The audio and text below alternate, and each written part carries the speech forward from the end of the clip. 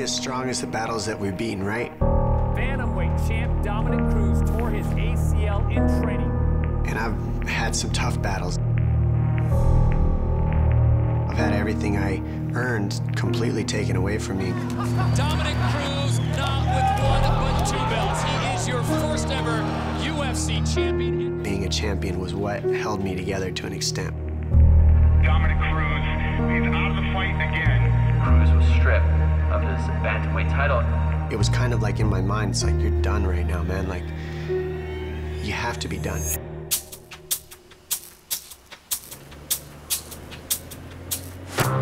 Try to walk out with a smile on my face and have some fun. I mean, I get to fight for a living. What's greater than that? You know, for me, that's amazing.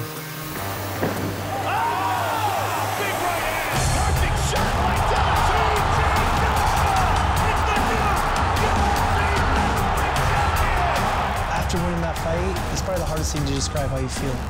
Probably the greatest feeling ever to be able to celebrate that with my family, my friends, my teammates. I finally reached the pinnacle. Quand TJ Dillashaw choisit la carrière de combattant, Dominick Cruz est champion en titre des poids coqs.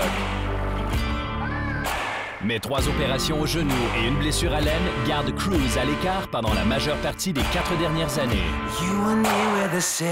Et son titre mondial lui a été retiré. TJ Dillashaw détient maintenant la ceinture qu'il avait. He learned the style by watching me fight. Just like you see kids dunking the basketball with their tongue out trying to be Michael Jordan, you see TJ Dillashaw trying to look like Dominick Cruz. Next thing he's going to say that he invented hard work.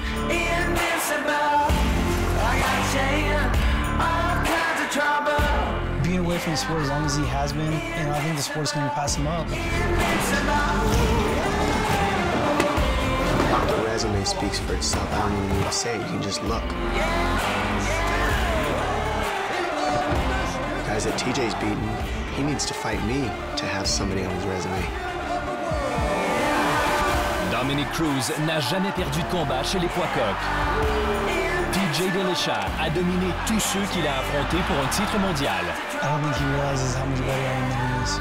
Voici l'histoire de 2 champions. L'un détient la ceinture. L'autre veut la revoir. I'm a hungry guy right now. Nobody can take away what I know I've done to prepare for this fight. Nobody can touch that. Voici UFC Embedded. Quand TJ Dillashaw se bat pour la première fois pour la ceinture des poids coqs en mai 2014, il est, à juste titre, négligé à 8 contre 1. Il affronte Renan Barão, un champion brésilien invaincu depuis près de 10 ans, 35 combats de suite. Nobody gave Dillashaw an opportunity to even win this fight, and TJ Dillashaw goes in there and literally buzzsaws right through Barão. Show them all what's wrong from right. Load up the shades of gray. If we don't act now, we'll be stuck this way. Stiff punch to the face of Barão. We won't surrender. TJ Dillashaw is the new UFC Flyweight Champion. This may be the most impressive performance I've ever seen. Le champion garde son élan. Dans un sport où les titres mondiaux changent souvent de main, il demeure au sommet et règne sur la catégorie des poids coqs.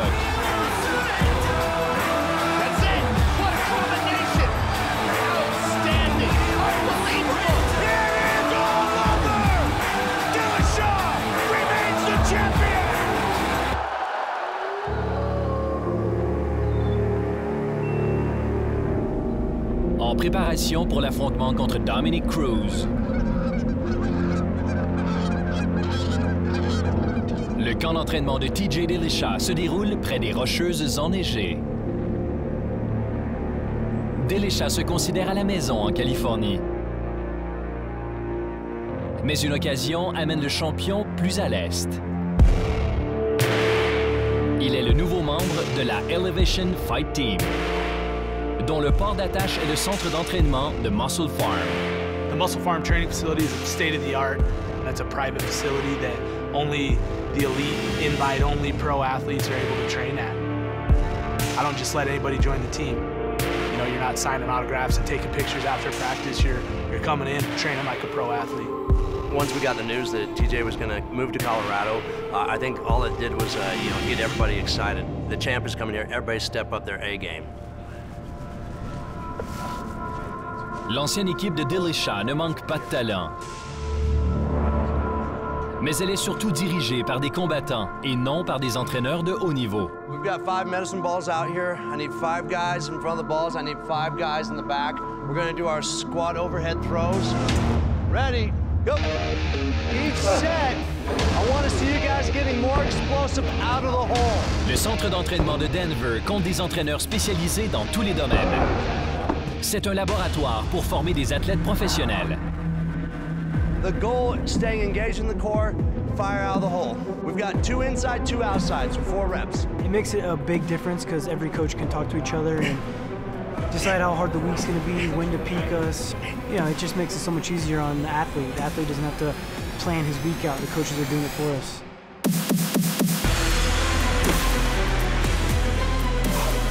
Here we go. TJ's an exceptional athlete. You know, he's got good quickness, he's got unique movement, he's got great flexibility, his conditioning is on point, but he's tough as can be. You obviously want the coachability, you want the pure athleticism, but it's that heart and toughness when we're looking at championship rounds and who's going to pull it out.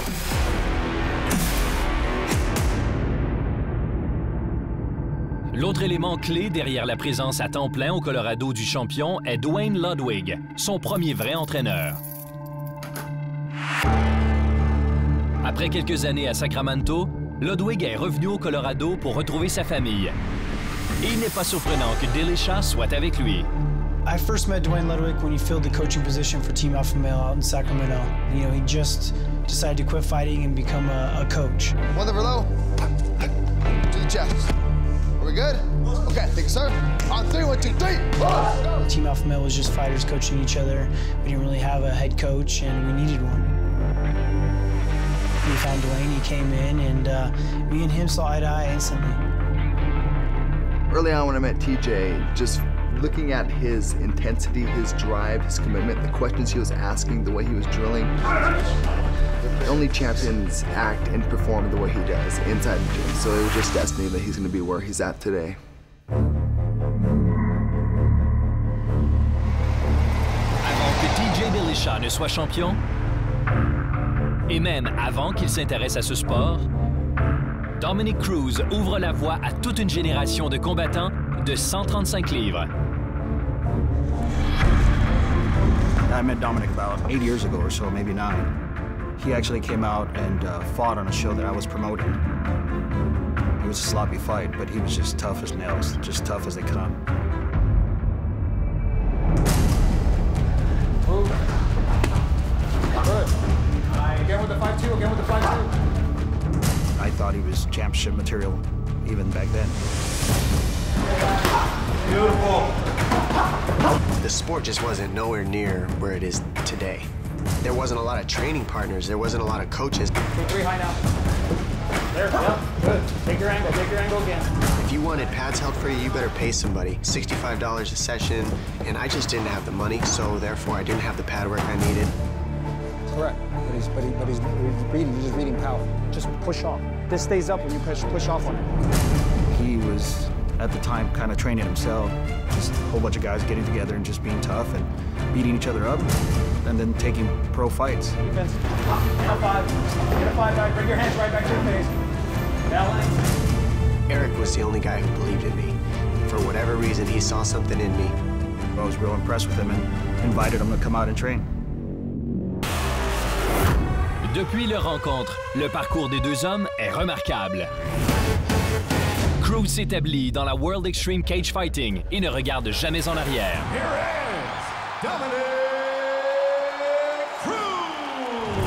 Dominick Cruz has been one of the best guys in the world for a very, very long time. Dominick Cruz is just teeing off on Valencia. If you talk about the bantamweight division, You're talking about Dominick Cruz, without a doubt. He's a tough kid to fight. We talked about it as Dominick Cruz comes with a flurry. Après avoir été champion dans la WEC, Cruz remporte ensuite du succès dans l'UFC.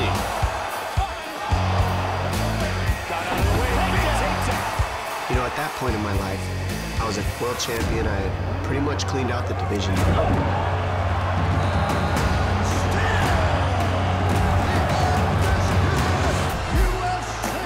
I was just on top of the world.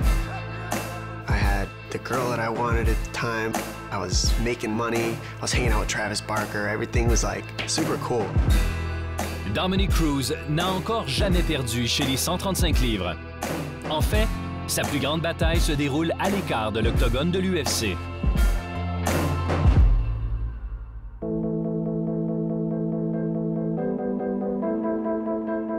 Trois opérations à un ligament du genou et une blessure à l'aine le gardent à l'écart pendant la majeure partie des 4 dernières années. L'UFC doit lui enlever son titre mondial et TJ Dillashaw détient maintenant la ceinture qu'il avait. And as awesome as Dillashaw is, as good as he looks, you know, he'll never really solidify that world champion status until he beats Dominick Cruz. À venir, la querelle entre Cruz et Dillashaw. TJ Dillashaw is nothing but a wannabe. Plus tard, Anthony Pettis et Eddie Alvarez, classés parmi les 5 meilleurs des poids légers, se préparent pour la demi-finale.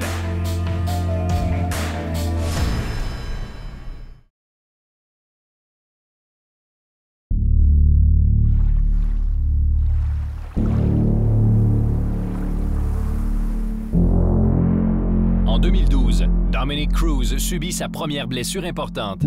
Le pire cauchemar de tous les athlètes professionnels. Une déchirure à un ligament du genou. Il est toutefois blessé au genou depuis longtemps. It started with an MCL injury that partially tore, and I ignored it and had to fight Charlie Valencia early in my WC career. We literally put an elbow brace on his knee to hold his knee together. The tendon itself didn't heal, so that kept a snowball effect through my training to where my knee was getting weaker and weaker until it finally snapped. And so I was just working and working and working and working to get back in there to prove that I was still there and I was still good. 6 months through rehab, you're seeing the light at the end of the tunnel. You got 3 months and you're done. It's in my head and I'm so excited and I'm in great shape and I've been working hard. Pour réparer son genou, on lui insère le tendon de cadavre. Dominick rejette cependant le tissu et se déchire une deuxième fois le même ligament. And I'll never forget that day. It was like New Year's Eve. I sat on the mat and just looked at the floor knowing I had to restart that 9 months again. It was heartbreaking. Then you realize who's around you for those things you had. The girl leaves. Sponsors start falling off. I mean, it all got taken from me. I'm in a hurt spot right now. And the love that I get from the excuse me. The love that I get from the fans right now is really keeping me up and keeping me optimistic. La situation continue d'empirer. Cruz poursuit sa rééducation pour ce ligament déchiré pendant 1 an et doit même participer au combat principal de l'UFC 169. Long-time bantamweight champion Dominick Cruz. He got a grade 2 or 3 groin tear. He's out of the fight again. L'UFC lui retire son titre mondial. Cruz est à un carrefour dans sa carrière. Well, I had to make a decision at that point if this was going to be a curse or a blessing for me, these injuries. And I decided, because I'm stubborn as they come, that I was not going to let this be the end of what I could do. Like, I was going to make this evolve me. Physical therapy right here. This is the make sure I don't tear my groin again when I come back kicking. Coming. Baby steps. I put in my head that I was going to figure out a different way to survive. Karen Bryan alongside bantamweight contender Dominick Cruz. I started working on Fox. I enjoyed it, is what I realized, because I was talking about something that I was passionate about. When you're out of this game for a year, 2 years, 3 years, 4 years, you start seeing things a little bit differently. You start seeing being in that cage as a privilege and not something that you deserve necessarily. Everything I did now went into becoming a better mind for the sport. How many times did that combination get thrown before you finally landed it to get the finish? Since I couldn't focus on fighting, my release was focusing on bettering myself somewhere else.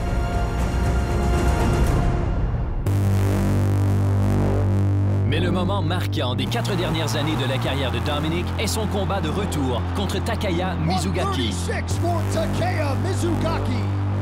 Un homme qui vient de remporter 5 victoires de suite et qui est prêt à obtenir un combat pour le titre.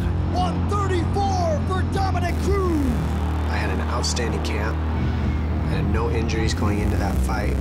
The weight cut went smooth, like everything just aligned so well. And they hear the screams from the rafters. This a moment that they all been after. Went away, had to work on the King's speech. And he goes in against Mizugaki, who is a very tough, well-rounded guy. And Cruz goes in and annihilates him and makes it look easy. All over Mizugaki here early. This is the moment we've been waiting for. Dominic Cruz is all over him. He's out, he's out, he's out. It's like, wow, Dominic Cruz is back. Really, the biggest battle we all have is with ourselves. It's not what other people think. That's why I'm fighting for the belt now. I want to see where it's gotten me. I want to prove something to myself. That looked like a world champion to me. What a spectacular return.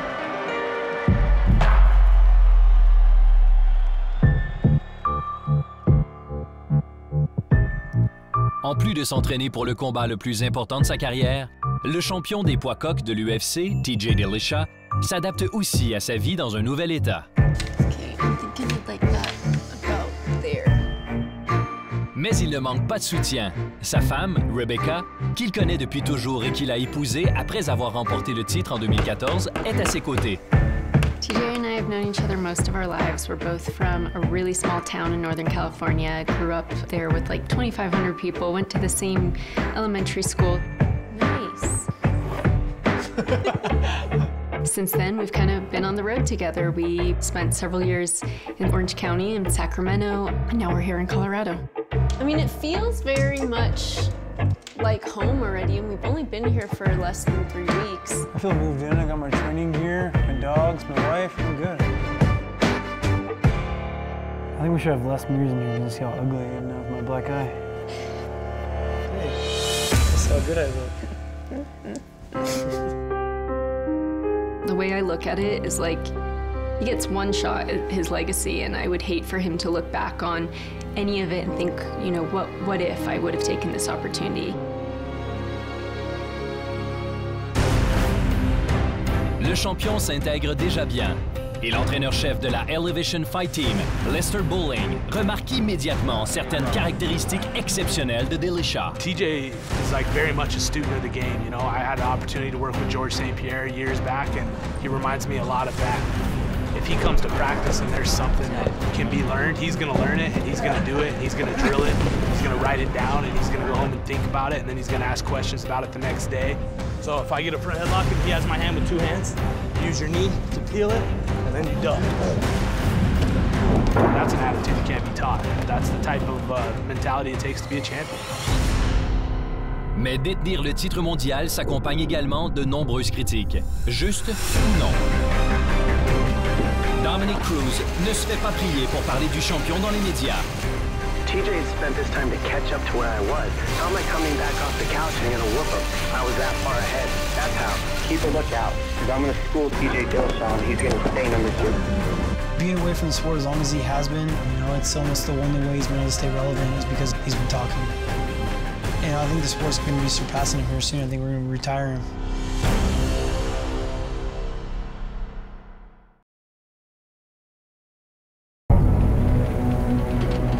Avant de déplacer son camp d'entraînement à Denver, le champion des poids coqs, TJ Dillashaw, passe 6 ans à Sacramento, où il s'entraîne aux côtés de combattants de moins de 155 livres fort talentueux au sein de Team Alpha Male. Team Alpha Male is the team that I first started fighting with. That's a gym full of killers. Everyone around my weight class. And Joseph Benavidez, Chad Mendez, Uriah Faber.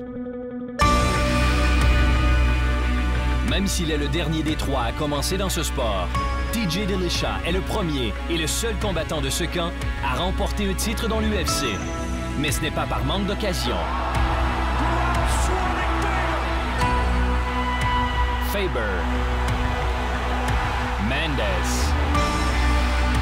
et Benavidez ont un total combiné remarquable de 8 combats de championnat dans l'UFC et encore plus dans la WEC avant cela. À cette époque, le nom de Dominick Cruz est souvent mentionné. I started following Dominick Cruz's career as soon as I decided to fight. From San Diego, Dominick Cruz. Next on the scale from Sacramento, California, Uriah Faber. I came to Team Alpha Male, and that was Uriah's arch nemesis. Dominick Cruz not backing down. He is here. He's for real. Oh, and then a vicious uppercut. Dominick had the belt when I decided to start fighting. WAC Featherweight Champion of the world! Joseph had a super close fight with him, a split decision. We trained hard for that one, you know, and helping Uriah train for Dominick. With Dominick Cruz, you have no idea what to expect. Cruz is always moving forward. You know, I was going through the same camp as they were going through and learning the techniques we were going to do against him and seeing his mistakes for a long time. The ideas that I had, I still think are the ones that are going to work, you know, that weren't utilized. I'm excited to be able to prove that.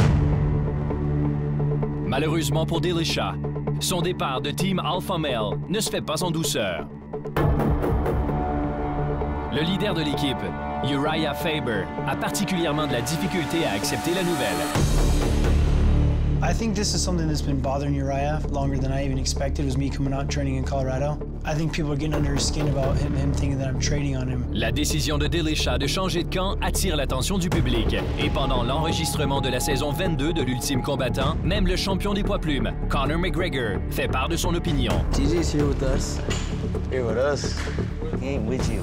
Little snake in the grass he is. He's a little snake in the grass.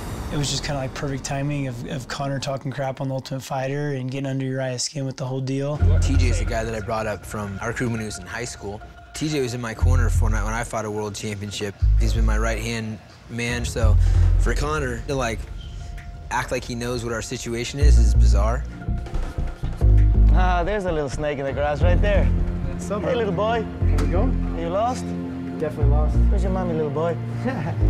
Dwayne came in and helped House for a week, and you went and ran off with him.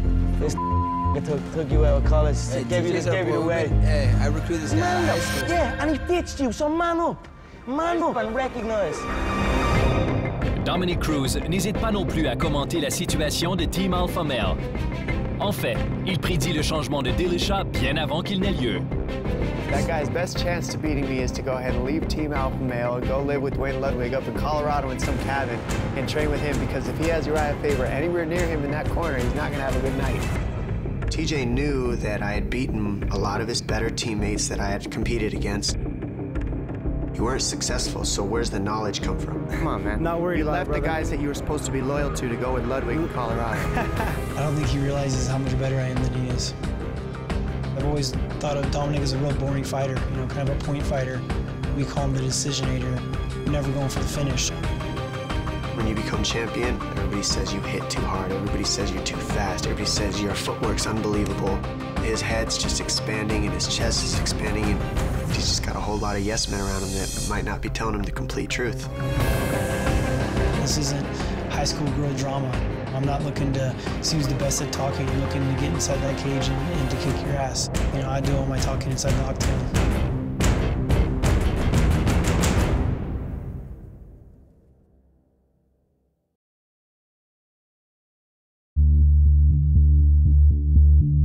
Dominick Cruz ne se gêne pas pour critiquer le camp d'entraînement de TJ Dillashaw, le niveau de ses adversaires et même sa façon de se battre. Duane Ludwig, l'ami proche et entraîneur de coup porté du champion, ne fait pas exception. Who is Ludwig really built from scratch? He went to a camp at Alpha Male who had a team full of athletic specimens, to be perfectly honest. You teach them a few things, they're going to get it and they're going to be dangerous. He's not as good as the coaches I have. I mean, I got Eric Del Fierro. I couldn't even throw kicks when I met Eric. He knows how to build it, and he's built a team from scratch. Ludwig picks the guys that look like they'll be successful and say, I can make him better.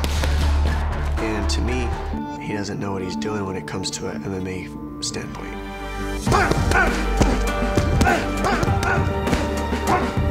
Oh, he's selling tickets. He wants attention, right? He's riding the lines of the entertainment industry, and he can do that while we're getting better at the academy. So it's up to him. The only things that me and Dwayne have said is that we think we're a better fighter. It's not how you're supposed to go into every fight. You're supposed to believe in yourself and believe that you're the better fighter than someone else, and he just can't take it.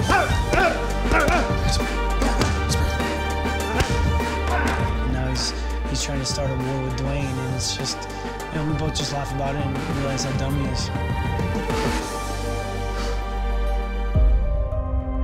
Pour TJ Dillashaw, il s'agit de confirmer qu'il a toujours été le plus grand champion des poids coqs. Et il a l'intention de le prouver hors de tout doute. You know, he's gonna try to run around, I'm gonna wear him out, I'm gonna make him tired, and I'm gonna finish him. Mais Dominick Cruz veut réclamer ce qui lui appartient de droit. La victoire validera tout le travail effectué pour surmonter ses difficultés. You know, we're only as strong as the battles that we've beaten, right? That's the way I see it. Nice takedown, Cruz. Up.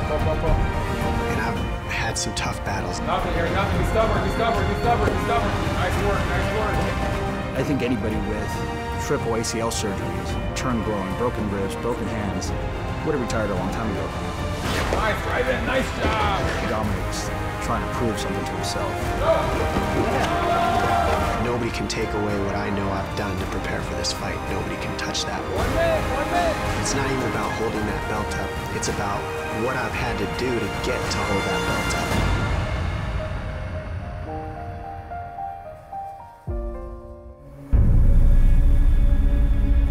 Avant que TJ Dillashaw et Dominick Cruz ne se battent pour la suprématie chez les poids coqs, le poids léger au rythme soutenu, Eddie Alvarez, affronte l'ancien champion Anthony Pettis. Dans un combat aux multiples implications. Suivez leur parcours vers la soirée de l'UFC présentée après la pause lors de l'UFC Embedded.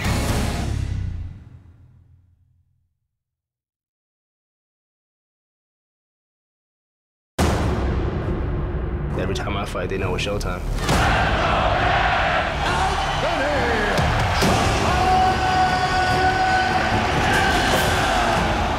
Anthony Pettis is a former world champion in the 155-pound division here. One of the most talented guys you will ever see.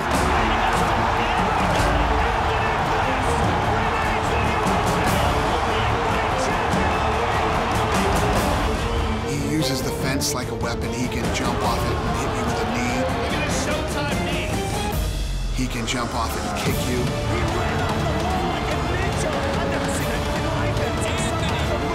He has the ability to do unbelievable spinning, crazy kicks that nobody else can do. That kid is so talented, so special.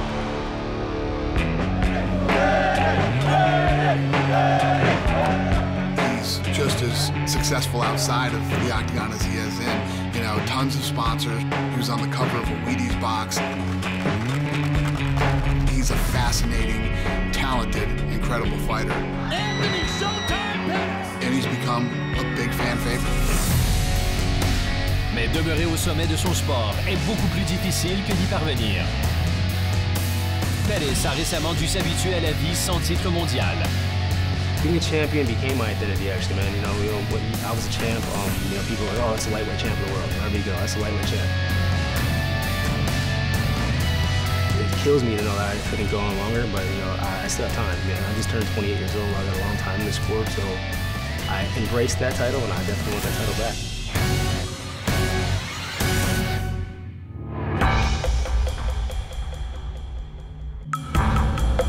Aujourd'hui, Pettis trouve son inspiration chez ses proches.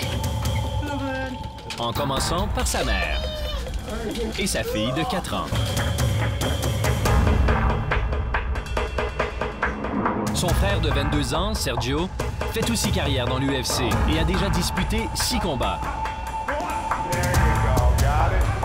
Very good, very good.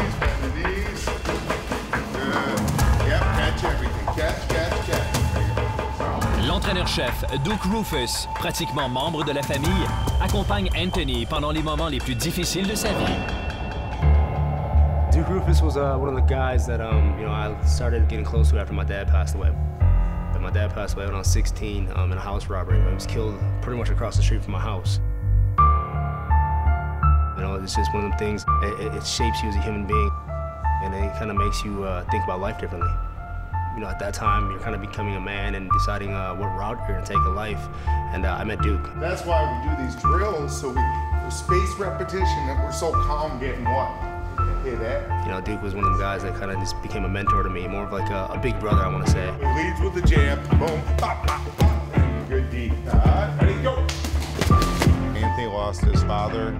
I lost my sister too. It's a similar situation. I found her dead when I was young, and I didn't recover as well as Anthony. And Anthony's even a source of strength in my life. Faster, Rick, faster. He handles it like a champ, and I'm actually learning from him how to do things. Nice, good. We knew from day one he was something special. I can say from the bottom of my heart that Anthony Pettis is a true role model and represents martial arts incredibly well.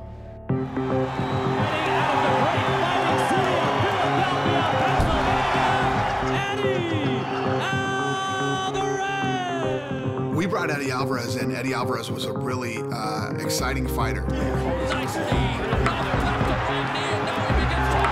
Puts tons of pressure on guys, can stand up, can wrestle, can do whatever it takes.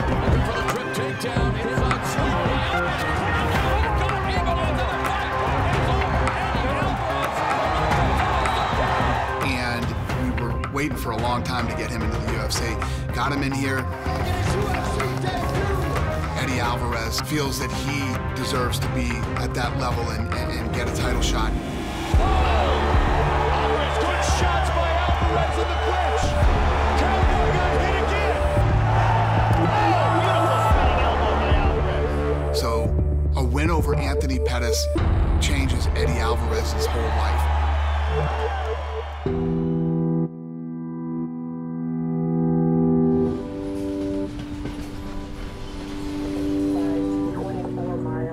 Depuis le début de sa carrière professionnelle, il y a 12 ans, Eddie Alvarez se bat partout dans le monde.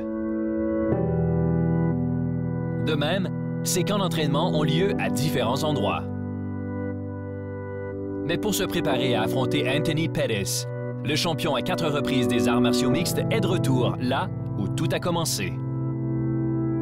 Philly's a dog-eat-dog world, like highly competitive. No matter if you're running a business, you're fighting, no matter what. And people say like New York, but I say if you can make it here, you can make it anywhere. There's no better place to be if you're getting ready for a fight. You want to keep your head down and work hard. Every time I pick, if I throw this leg, whether you blocked it, bait it, whatever, fire back with the right leg. So rock. He ain't got the weapons that you got. His downfall is your style of fighting. He's hoping that that's not the Eddie that shows up. Ooh, hey, nice. That's the one. I've pretty much been champion of every promotion I fought for. The UFC is no different. Anthony, tough guy, former UFC champion. Get him on the cage, keep him there. There you go. He's had his turn. It's time for him to step aside. I'm deserving of everything he's got more. And I want it all. We already know the outcome. It's the world that needs to be shocked. I won't be.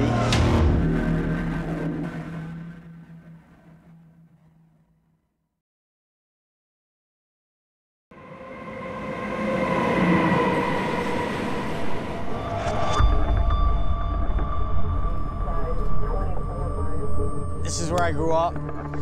It's Kensington, where Rocky was filmed. Where I spent my childhood, a big fighting town. Needed to fight. Fighting was our stickball. It was our hockey. We did it for sport. If you look down these streets right here, I would come out my door with a set of boxing gloves, knock for my friends, and we would spar right in the middle of the street here. If you're from Kensington, you're called a Kenzo. Most of the time they say it's someone who lacks class, education, someone who lacks money. And did my best my whole life to not prove them right. That Kenzo wasn't someone who lacks class, that it wasn't someone who lacked money, lacked education. It was simply somewhere where we're from, and we wanted to be just like everyone else. We wanted to be normal. Honestly, this is where I feel my competitive career started. I was here in the pit. They call it the pit. That's our gym here at North Catholic. We're one of the most dominant wrestling teams in the Catholic League. We won almost every single year in the championship. Highly competitive, and if you ever wrestled any Northeast Catholic wrestler in the pit, you were in for a fight. I need to take a picture of these. So after I graduated, we all threw our wrestling sneaks on the wire. I haven't been back here for anything. I haven't seen them sneak. I threw them up there 10 plus years ago, 15 years ago maybe. I'm glad they're still there, and I can't say enough how much it's formed me into the person I am today. And I owe everything to North Catholic Wrestling. I want to get them down.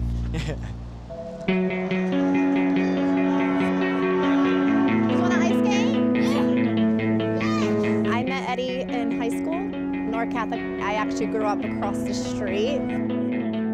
So it's very different from when we were younger. Hold on to Daddy, okay? Give me a kiss. Fighting, honestly, it's all that I kind of knew, you know, but it's done well for us. Ready? Come on. You know, we built a great life with it. We experienced a lot of things with it. I mean, it definitely has a lot of sacrifices. But we make it work. Careful!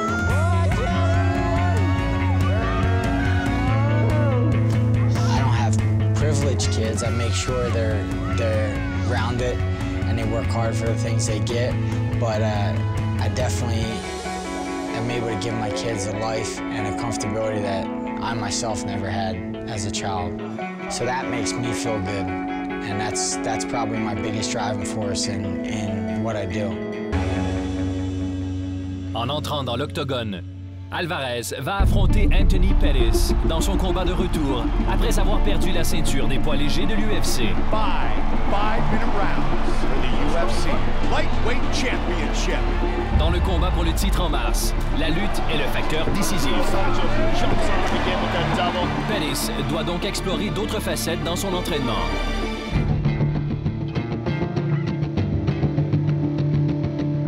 This is my first camp ever traveling out of Milwaukee to do any kind of training. I have good wrestling in Milwaukee, but I needed a coach the way Duke coaches me in striking. I needed that wrestling. Good job, Anthony. Head up, head up, head up, head up. Good. Anthony reached out to me one night, and I was truly thrilled. I'm a fan of Anthony Pettis'. Il est également l'entraîneur-chef de lutte de l'ancien champion des poids mi-lourds, John Jones, et la championne actuelle des poids coqs, Holly Holm. La situation leur convient parfaitement. Fight on your feet, can't fight on the ground. I could just tell his passion for wrestling was the same as Duke's is for kickboxing. So I'm like, man, if I have somebody that loves striking that much and somebody that loves wrestling and grappling this much, and they both love winning as much as I do, it's a perfect combination. That's truly a fight that people aren't ready for. You know, he just needed a different look. And, you know, I think it builds confidence knowing that, you know, he knows that I've been there before as a coach. That extra hustle, Anthony, that's all this is right there.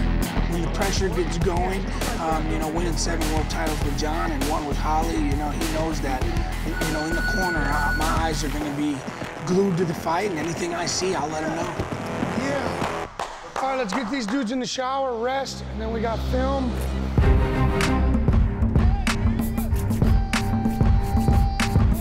Try to find tendencies, weakness, strengths. We try to find where Eddie likes to be, where his hands like to be. We know he's got the clench, you know he throws uppercuts, you know he reaches with his left hand. Try to identify the little things that most people don't see. He is going to think like the rest of the world. They're going to think that they can take you down, which is awesome. Let them think that. There's nothing worse than expecting something to happen easy and it not happen easy. My whole fight style is better than Eddie. I mean, I'm tough as they come. You know, I don't need to go in there and prove that I'm tough and take punches like he does. You know, I'm smarter than that. That's what we're dealing with, Pettis. You know, this is me coming off a loss. I'm not gonna play it safe. I'm gonna go out there and make sure my hand gets raised. No matter how it comes, submission, knockout, I'm getting my hand raised. You gonna kick me? Boom, boom, right up the middle. By the time you get that step back, you're getting hit. Yes. We're sparring 3 times a week, and it's a rehearsal. It's a constant rehearsal. We do it, we tweak it, we make things better. Pettis is really good at catching you in between. You know, he's really good at straight punches. You know, so you can't load up to you. You're gonna load that speed bar. It's important to watch myself from the outside, see the mistakes I'm making, see the good things I'm doing. The second you see him charge the fence, you should just go for it. The second. Whenever he tries to do that, then I'm gonna try to beat the down. Yeah. Quand Eddie Alvarez entre dans l'UFC, Anthony Pettis détient le titre des poids légers. C'est le combat qu'il a toujours voulu. Même s'il est lui-même 4 fois champion des arts martiaux mixtes, Alvarez sent qu'il est négligé. I stepped in UFC, haven't fought quite to my potential yet, and I feel like maybe that opened his eyes up a little bit. Maybe he was like, oh, I'll fight him. So I got you. I got you. I got you. You signed the deal. It's you. Yeah.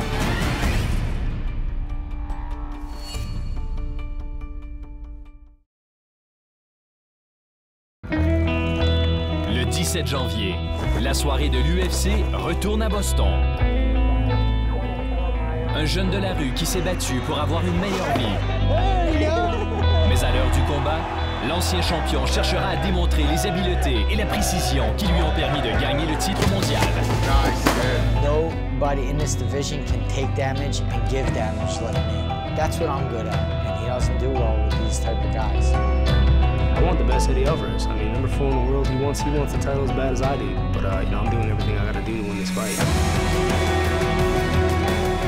Le même soir, le plus grand champion de 135 livres des 22 ans d'histoire des arts martiaux mixtes sera couronné. I mean, I'm just in there to win at any cost necessary.